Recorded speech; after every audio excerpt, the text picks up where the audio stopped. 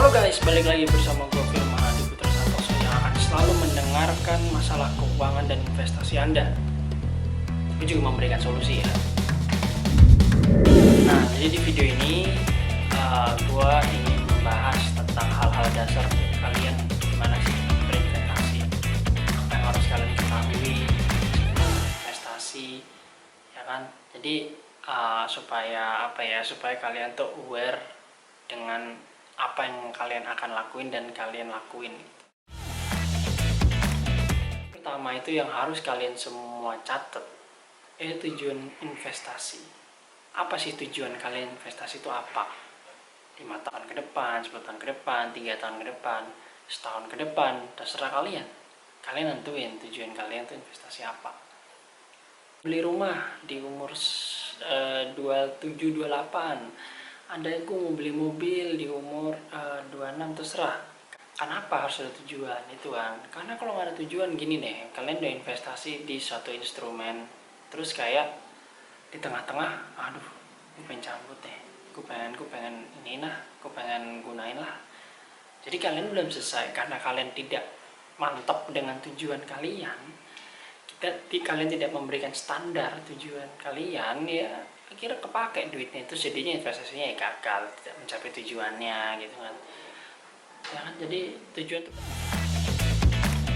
kalian udah tahu tujuannya, kalian udah tahu nih tujuannya, misalkan untuk melawan inflasi. Kalau gue biasa tuh untuk melawan inflasi, gue cari tahu tuh inflasi berapa persen per tahun. Nah, sepengalaman gue inflasi itu 10%. Ya udah, gue udah tahu tujuan gue. Nah, sekarang gue cari kendaraannya. Kendaraan tuh tipe-tipenya, tipe-tipe investasi itu ada apa aja. Itu ada 4 klasifikasinya. Yang pertama, paper asset.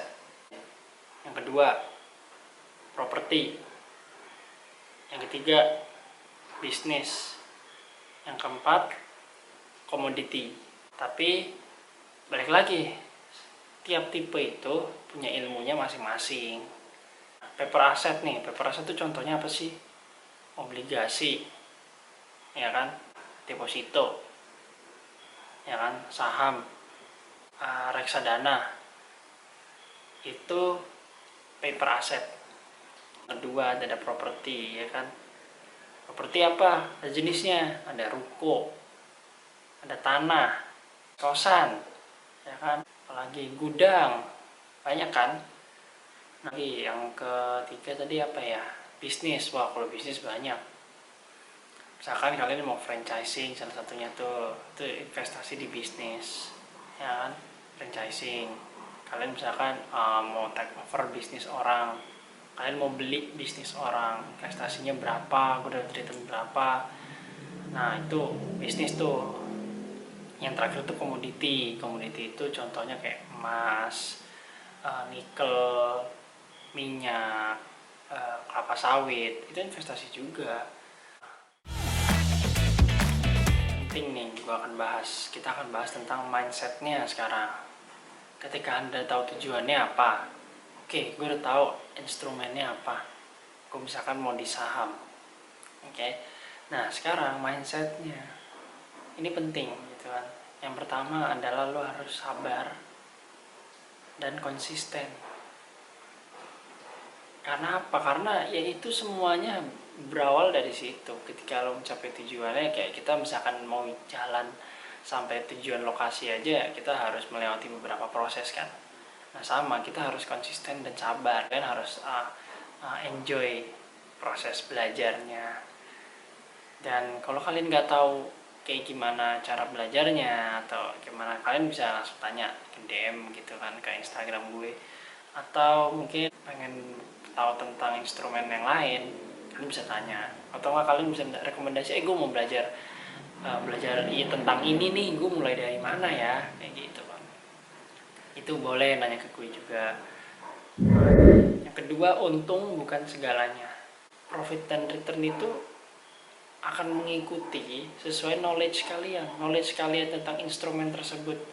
Instrumen apapun makin tinggi, knowledge kalian, experience kalian makin tinggi, profit itu pasti akan ngikutin, return pasti akan ngikutin gitu. Jadi makanya ketika kita stick ke satu instrumen, fokus di situ. Kalian gagal di situ, kalian bangkit di situ, ya udah stick di situ dulu aja instrumen, gak usah pindah-pindah instrumen. Sayang kalian udah udah ngalamin jatuh bangun di instrumen, kayak kemarin contoh misalkan di saham gitu kan. Rata-rata pasti investor saham mengalami krisis gitu kan. Ya ikutin aja, jalanin aja, enjoy the process gitu kan. Nah di situ kalian belajar, dan jangan quit gitu kan. Kalian harus belajar terus. Kalau kalian nggak tahu belajar di mana, banyak kok komunitas-komunitas sekarang.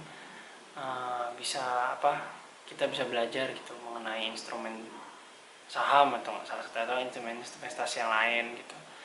Jadi banyak jalan sih di zaman sekarang, kalian bisa cari di internet ya. Karena sebenarnya di investasi itu musuh terbesar itu kalian sendiri sama waktu. Mana relation kalian atau hubungan kalian dengan waktu, itu kalian harus baik banget, maksudnya dengan diri kalian juga. Jadi ketika terjadi suatu masalah dalam investasi, sikap kalian itu seperti apa, itu yang menentukan kedewasaan kalian dalam berinvestasi. Ya cari sama satu lagi, cari orang yang paling tidak berpengalaman di bidang instrumen yang lo cari gitu. Contoh misalkan gue mau di instrumen di properti, ya gue cari orang yang berpengalaman di situ. Paling tidak ada orang yang dulu gitu loh kalian. Nah ini mindset satu lagi, masalah risiko. Jadi kita sebagai manusia pasti inginnya kan risiko kecil ya kan, untungnya gede ya gitu. Semua orang juga pengennya kayak gitu kan. Kalau orang semua kayak gitu mah orang udah kaya semua gitu kan. Cepatnya pada kenyataannya kenapa masih ada orang yang belum berhasil ketika ada pemikiran seperti itu? Karena ya sekarang gini, ketika kita belajar investasi pasti kita mengalami yang namanya berada di titik bawah. Itu sih wajib harus kita alami, karena ya kita harus tahu rasanya di bawah itu seperti apa, dan kita reaksinya bagus terhadap hal tersebut, pasti tadi terjadi pendewasaan. Dan untuk kesalahan yang berikutnya pasti lebih kecil daripada kesalahan sebelumnya. Jadi kita bisa memaintain emosi kita bisa memaintain decision kita seperti apa ke depannya. Resiko itu tuh nggak bisa tidak dihindari, tetap ada resiko, cuman kita bisa meminimalisir dengan apa ya? Kita meminimalisir dengan pengalaman kita, nggak ada yang lain. Investasi ke titip ke orang apa segala macam, itu juga ada risikonya kan. Setiap instrumen investasi pasti ada risikonya.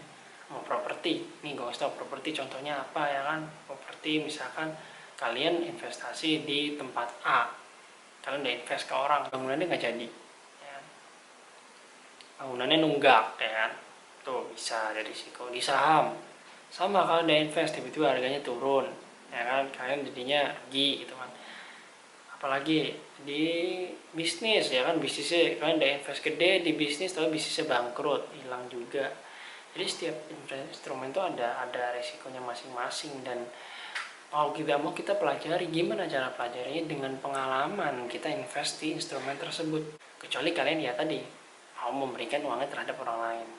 Dan menurut gue sebenarnya nggak apa-apa nggak sih kalau misalnya kita ngasih ke orang, nggak apa-apa asal kalian terpercaya, mereka berpengalaman ya kan di bidangnya. Ya kalau dia bisa ngasih penawaran yang menarik kepada kalian, ya nggak apa-apa, nggak ada yang salah dengan cara tersebut. Cuman alangkah baik kalian tahu ilmunya juga. Jadi tujuan kalian investasi itu ya kalian tahu ilmunya, supaya kalian tidak dimanfaatkan oleh oknum-oknum yang pengen duit kalian aja gitu. Jadi itu pentingnya kalian harus tahu ilmunya ketika kalian berinvestasi. Ya, dan kalian ketika belajar ya pasti ada ongkos belajar, ongkos rugi ya kan, ya itu wajar. Namanya kita belajar gitu kan. Jadi jangan takut mengambil resiko untuk mempelajari sesuatu yang baru. Dan investasi itu adalah sesuatu hal yang baru. Itu kecuali ya kalian mau emang nabung terus taruh deposito, ya nggak apa-apa. Itu pilihan kalian. Kalau misalkan kalian merasa deposito sudah instrumen investasi yang baik buat kalian. Kenapa mindset itu penting ya? Itu sih, itu yang mendasari keputusan kita, tujuan kita, itu yang bikin kita tuh kuat gitu.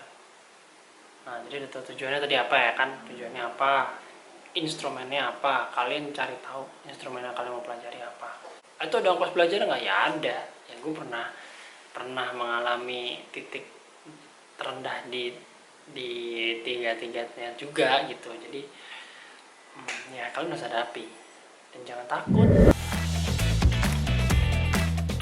Dalam investasi itu salah satu faktor yang berpengaruh itu pertama capital sih, modalnya. Contoh ya, kita punya contoh nih, orang punya 1M, 1 miliar, sama ada orang punya 10 juta, ya kan? Nah, sekarang menurut kalian lebih beresiko mana? Returnnya 1%, itu berarti 10 juta. Tapi yang punya uang 10 juta, menguntung 10 juta, returnnya berapa persen? 100%, 10 kali lipat. Capital itu sangat berpengaruh gitu loh. Resiko lebih gede mana ya? Untung 100% lah, high risk.